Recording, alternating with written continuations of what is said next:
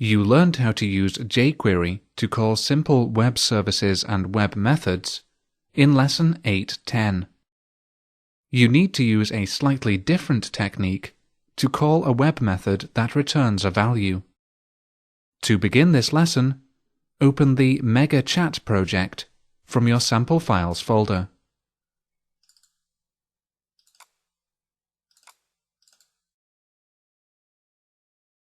And open default.aspx in Source View.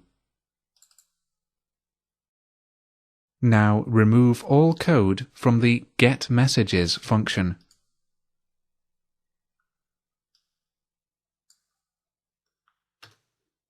You're going to replace this code with a direct call to the getMessages web method. Add the following code to the getMessages function. $.ajax type post URL default.aspx /get messages content type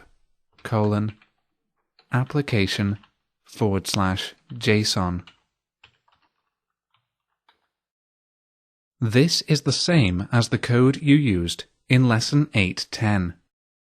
This code will call the getMessages web method, but you still need a way to retrieve the return value after the method has executed. Add the following code inside the Ajax function. That's inside the curly brackets. Success function value returned display message value returned .d. The success property defines a function that will run only if the method succeeds. ASP.NET Web methods return an object with a single property called d, which contains the value that was returned. You're using this property to call the displayMessage JavaScript function, which displays the return value on the page. You're now going to add some code to handle any errors that might occur.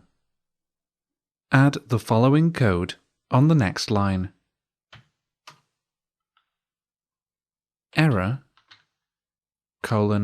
function alert an error occurred clear interval message timer. The error property defines a function that will run if the web method returns an error. This code simply displays an error message and stops the chat window from being updated. The clear interval JavaScript function stops the timer that checks for new chat messages. Now let's test your code. View default.aspx in your web browser and enter a username.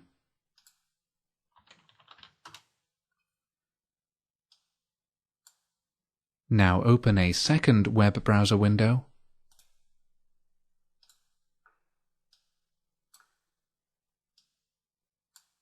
copy the address from your first window and enter a different username. Now position the windows side by side and chat between them.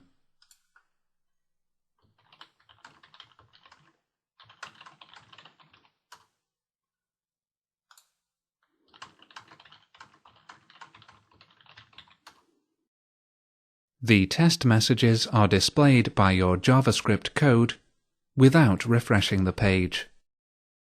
You now have all of the skills you need to implement Ajax features in your applications, either by using controls or JavaScript code.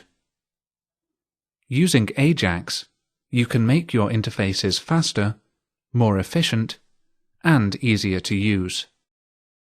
Note that it's often best to use the traditional request and response architecture as a starting point before applying Ajax features. Ajax features add a lot of code and complexity that can make the initial development of your applications harder. It's easier to add Ajax to a web application once you have a solid foundation of working and tested C# code. Close both web browser windows now,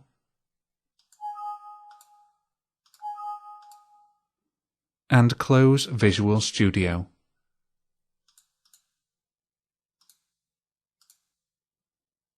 You've now completed Lesson 8.11. Directly call a web method that returns a value using jQuery.